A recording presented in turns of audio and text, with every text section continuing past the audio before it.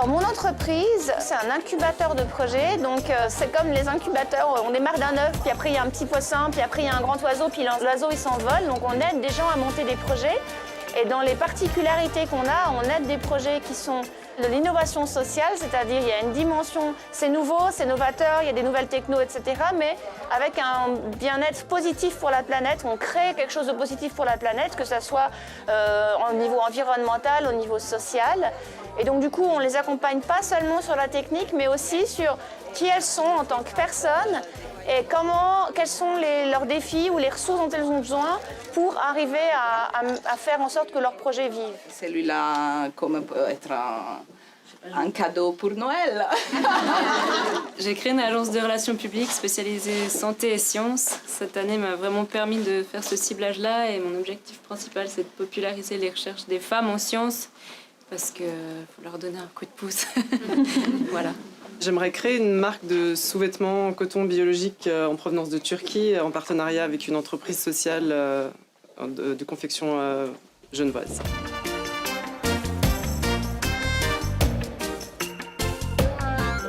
La plateforme, elle est ici, donc c'est quelque chose qui s'appelle softways.ch. Et puis, le but, c'est de mettre à disposition des ressources pour les femmes entrepreneurs. J'ai vraiment mis à disposition les compétences que j'avais que j'avais acquis de mes études et de mon expérience en tant qu'ingénieur pour créer ce projet qui a aussi du sens. Soit on fait un projet où on fait la techno, on la délivre et voilà, basta. Soit on fait un projet où on prend la techno et où on réfléchit à comment s'assurer que cette technologie, cette science, elle atteigne les personnes pour lesquelles on veut résoudre un problème. Il n'y a pas suffisamment de talents dans certains domaines de l'ingénierie en Suisse et on va les chercher à l'international. On va faire venir des gens en Suisse parce qu'on a besoin de compétences. Quand je travaillais en tant que manager informatique, près de la moitié de l'équipe que j'ai recrutée sont des gens qu'on n'a pas trouvés en Suisse et qu'on est allé chercher à l'international parce qu'on n'avait pas d'autre choix si on voulait faire tourner ce qu'on faisait. En fait, il peut y avoir beaucoup de créativité. Il y a encore beaucoup de choses à inventer. On peut vraiment créer des nouvelles choses, créer des nouvelles manières de faire. Donc c'est pas seulement technique, c'est aussi un domaine qui est ouvert à la créativité. J'étais très bonne en maths, je lui ai demandé à mon professeur de maths qu'est-ce que je devrais faire comme étude. Première réponse qu'il m'a donnée, c'est ne fais pas donc ces fameuses classes préparatoires parce que tu es une femme, c'est très difficile. Et donc, alors il ne le disait pas méchamment, mais il disait tu vas être trop sensible, tu ne vas pas tenir. Donc il y avait une présomption indépendamment de tes qualités intellectuelles, tu ne vas pas tenir psychologiquement. La première année, il y avait 6 femmes dans chacune des filières. La deuxième année, il y avait 6 femmes dans chacune des filières. Et la troisième année, il y avait 6 femmes dans chacune des filières, sur une quarantaine. Je me suis dit, c'est quand même bizarre, le chiffre, c'est toujours 6. Sur 3 ans, 3 classes, donc 9 classes, toujours 6 femmes. Je me suis dit, c'est quand même un tout petit peu bizarre. Ils m'ont avoué que les dossiers de femmes qu'ils recevaient étaient des dossiers de qualité, mais qui ne prenaient que 6 femmes, pour exactement les mêmes raisons qui m'ont été données avant, à savoir que les femmes étaient plus sensibles et qu'elles ne tiendraient pas. Donc ils limitaient le nombre de femmes qu'ils prenaient chaque année, parce qu'ils pensaient que les femmes auraient moins de chances de succès. C'est un quota inversé. C'est impressionnant. C'est impressionnant. Ouais. Ça veut dire que le monde auquel on destine ces gens est un monde déshumanisé. Donc en fait, je pense que c'est pas juste le fait de dire on a besoin de femmes dans ces filières, c'est qu'on a besoin d'humains. On a besoin de personnes qui soient vertes, bleues, jaunes, femmes, hommes. Parce que ces personnes sont des humains, ont des sentiments, vont les assumer et vont faire que le monde de l'entreprise va être humain et respecter certaines valeurs en fait. Il y a énormément de personnes qui, comme moi, voient ces injustices, ont envie de faire quelque chose, mais ils ont une envie, ils ont une inspiration, ils ont une vision, mais ils ne savent pas forcément comment faire. Donc l'idée, ça a été vraiment de dire, donner des outils et soutenir les gens qui ont envie justement de changer le monde. C'est la journée de l'entrepreneuriat au féminin qu'on organise depuis 4 ans. Et puis il y a une centaine de personnes qui sont venues à peu près. Beaucoup de personnes pensent que si je fais quelque chose que j'aime, je ne pourrais pas en plus avoir un revenu, parce qu'il ne faut pas non plus exagérer. Et bien, c'est exactement l'inverse. Si vous faites quelque chose que vous aimez, vous le faites bien. Donc, sur le principe, vous devriez être rémunéré plus que quelqu'un qui fait quelque chose qu'il n'aime pas. En revanche, la difficulté, après, c'est de s'assurer que ce que vous faites répond à un besoin et donc que votre entreprise peut effectivement, et n'est pas sur un marché de niche, mais peut réellement fonctionner. Les gens qui créent des projets positifs, ils le font par rapport à des défis qu'ils ont rencontrés. Donc, en favorisant toute une palette de personnes qui montent des projets entrepreneuriaux, on répond à plus de besoins pour la société. C'est important pour la communauté d'avoir plus d'entrepreneurs au féminin. Nous, pour vous donner 2-3 statistiques, on est loin du compte. Il n'y a que 22% des projets qui sont financés par la Fondetech qui viennent d'entrepreneurs féminins. La part du lion revient quand même à des entrepreneurs masculins. À Genève, j'ai posé une question au Facebook. Qui peut me dire qu'il y a des femmes chefs à Genève?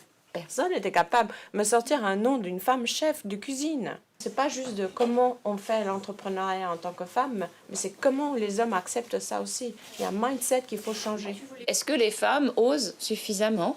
Moi, j'ai vu énormément de cas où, dans les demandes de financement, les femmes entrepreneurs ne mettaient pas leur salaire du tout. Elles ne le considéraient pas dans la demande de financement. Il y a toujours, généralement, dans ces cas-là, une intention de donner à l'autre, mais c'est comme s'il y avait une contradiction dans le fait de donner à l'autre et dans le fait de se valoriser suffisamment dans son projet. Et osez se la péter un petit peu de temps en temps, si vous m'autorisez de dire ça. Allez plus haut.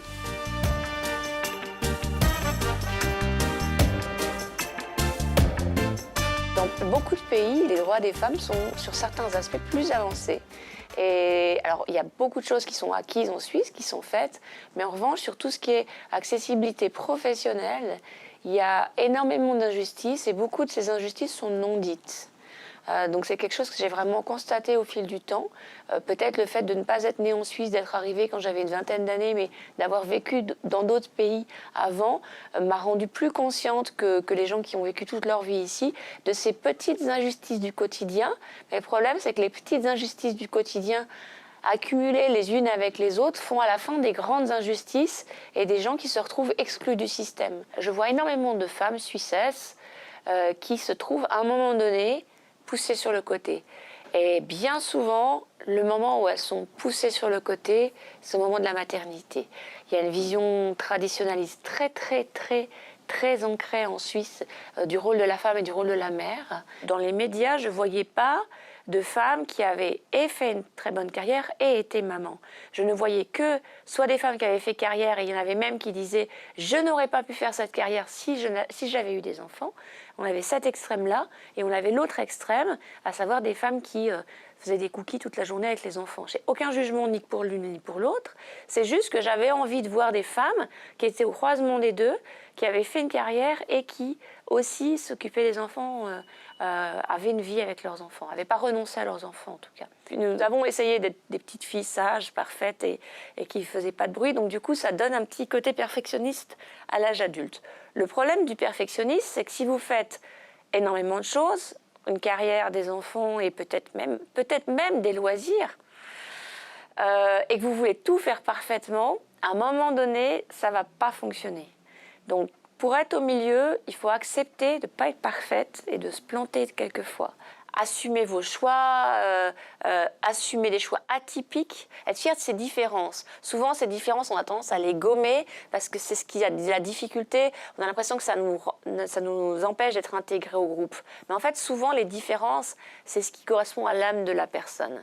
Donc, si vous gommez toutes vos différences, c'est un peu dommage. Dans les gens qui ont fini le parcours, on a eu 3 coups de cœur, 3 mentions du jury.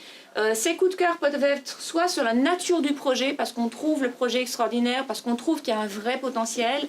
Et on a eu aussi des coups de cœur personnels, de personnes qui ont vécu des choses pas faciles cette année et malgré ça ont quand même réussi à garder leur projet actif. Et rien que ça, en soi, c'est admirable. Pardon, émotion.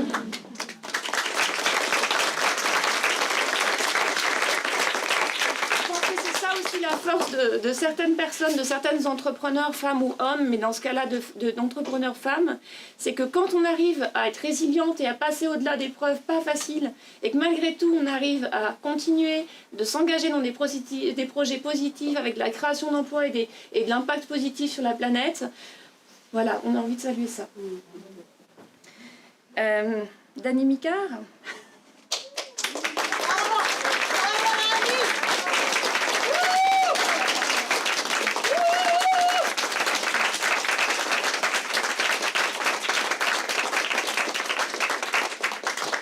J'ai pleuré la première, j'ai pleuré à la sortie. Il y avait une question qui était posée tout à l'heure dans les ateliers sur est-ce qu'on peut avoir des émotions quand on fait de l'entrepreneuriat. Je pense que oui, si on a des émotions, on est actif, on est mobilisé, on a...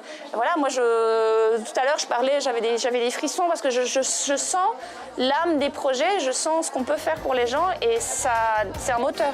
Entrepreneur. On nous a pas toujours appris à se connecter à qui on est, à ce qui nous plaît au quotidien. Qu'est-ce qui me crée du plaisir? Qu'est-ce qui me bouge? Qu'est-ce qui me motive? Qu'est-ce qui me donne envie? C'est important de se poser ces questions-là et du coup, choisir quelque chose qui a du sens pour nous. Est-ce qu'il y a quelque chose que je pourrais faire à ma petite échelle, une petite brique que je pourrais mettre pour contribuer à rendre le monde meilleur? Et le fait de m'engager dans quelque chose qui fait sens pour moi, c'est bien pour la planète, mais c'est vraiment très important pour soi-même, pour commencer quelque chose.